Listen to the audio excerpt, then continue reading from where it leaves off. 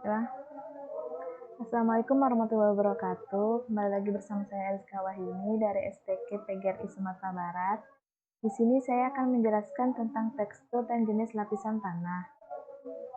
Yang pertama, pengertian tanah, yaitu pada pendekatan geologinya, tanah adalah lapisan permukaan bumi yang berasal dari bebatuan yang telah mengalami serangkaian pelapukan oleh gaya-gaya alam sehingga membentuk regolit atau lapisan partikel halus. Selanjutnya yang kedua ada pendekatan pedologi, yaitu tanah adalah lapisan permukaan bumi yang berasal dari material induk yang telah mengalami proses lanjut karena perubahan alami di bawah pengaruh air, udara, dan macam-macam organisme baik yang masih hidup maupun yang telah mati. Tingkat perubahan terlihat pada komposisi, struktur, dan warna hasil pelapukan. Selanjutnya ada fungsi tanah, yaitu yang pertama, tempat tumbuh dan berkembangnya perakaran. Yang kedua, penyedia kebutuhan primer tanaman, air, udara, dan unsur-unsur hara.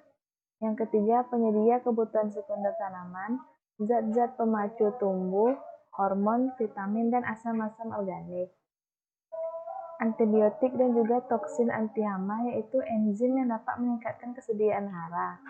Yang keempat, sebagai habitat biota tanah, baik yang berdampak positif karena terlibat langsung atau tak langsung dalam penyediaan kebutuhan primer dan sekunder tanaman tersebut, maupun yang berdampak negatif karena merupakan hama dan penyakit tanaman.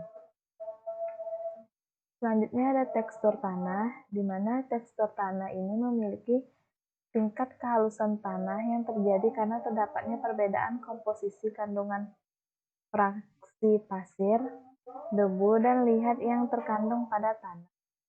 Dari ketiga jenis fraksi tersebut, partikel pasir mempunyai ukuran diameter yang paling besar, yaitu 2-0,05 mm, debu dengan ukuran 0,05-0,002 mm, dan liat dengan ukuran kurang 0,002 mm.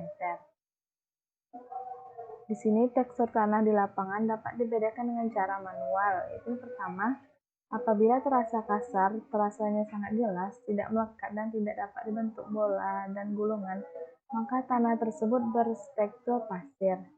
Di sini kita ada contoh gambarnya. Yang kedua, apabila rasa kasar agak jelas, agak melekat dan dapat dibuat bola tetapi mudah hancur, maka tanah tersebut tergolong bertekstur lempung berpasir. Di sini juga ada gambarnya. Selanjutnya, apabila tidak terasa kasar dan tidak licin, agak melekat, dapat dibentuk agak teguh dan dapat sedikit dibuat gulungan dengan permukaan mengkilat, maka tanah tersebut tergolong bertekstur lempung. Selanjutnya, apabila terasa licin, agak melekat dan dapat dibentuk bola dan gulungan dengan permukaan mengkilat, maka tanah tersebut bisa kita katakan lempeng berdebu. Selanjutnya, apabila licin sekali dan tidak melekat dan tidak dapat digulung, maka tanah tersebut bisa bertekstur debu. Kita tergolong dengan tekstur debu. Selanjutnya, apabila terasa berat dan halus sangat lekat, dapat dibentuk bola dengan baik, maka tanah tersebut tergolong bertekstur liat. Sini kita bisa melihat perbedaan tekstur tanah pada kemampuan fisiknya, yaitu pada pasir, tidak dapat membentuk bola gulungan, rasa kasar, tidak melekat, referensi air rendah, drainasenya cepat jika pasir basah dominan, terkenang jika debu dominan. Selanjutnya debu, yaitu membentuk bola yang teguh, dapat sedikit digulung dengan permukaan yang mengkilat, terasa licin sekali dan agak melekat. Selanjutnya pada tanah liat, dapat membentuk bola yang baik, rasa berat dan melekat sekali. Ini ada faktor yang mempengaruhi tekstur dan yang dipengaruhi tekstur, yaitu faktor-faktor yang mempengaruhi tekstur tanah, yaitu ada iklim, bahan induk, topografi, waktu, dan juga organisme. Sedangkan faktor-faktor yang dipengaruhi tekstur tanah, yaitu pertama, kemampuan tanahnya memegang dan menyimpan air, kedua, aerasi, serta permeabilitas, yang ketiga ada kesuburan tanah, yang keempat ada kapasitas tukar kation, yang kelima ada infiltrasi, dan terakhir ada laju pergerakan air atau perkoalasi.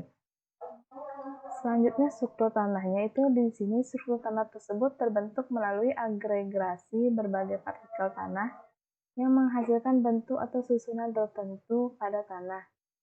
Struktur tanah yang menentukan ukuran dan jumlah rongga antar partikel tanah yang mempengaruhi pergerakan air, udara, akar, tumbuhan, dan organisme tanah.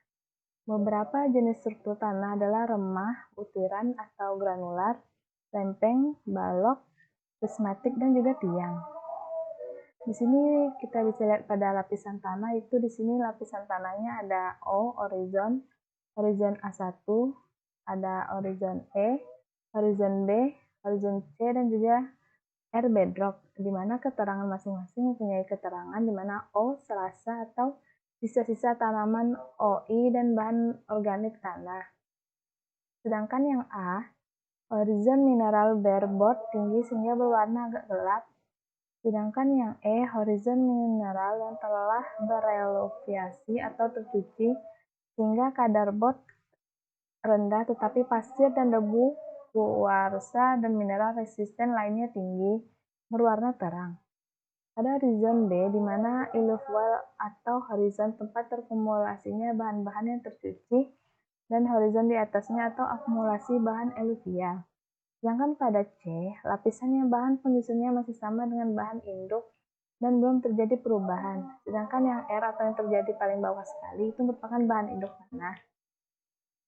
Di sini ada 4 komponen penyusun tanah. Yang pertama, bahan padatan berupa bahan mineral. Yang kedua, bahan padatan berupa bahan organik. Yang ketiga, ada air. Dan terakhir ada udara, di mana bahan tanah tersebut rata-rata 50% bahan padatan, 45% mineral, dan 50% organik, serta 25% air dan 25% udara. Baiklah, mungkin itu saja yang bisa saya jelaskan tentang tekstur dan struktur tanah. Terima kasih telah menonton. Assalamualaikum.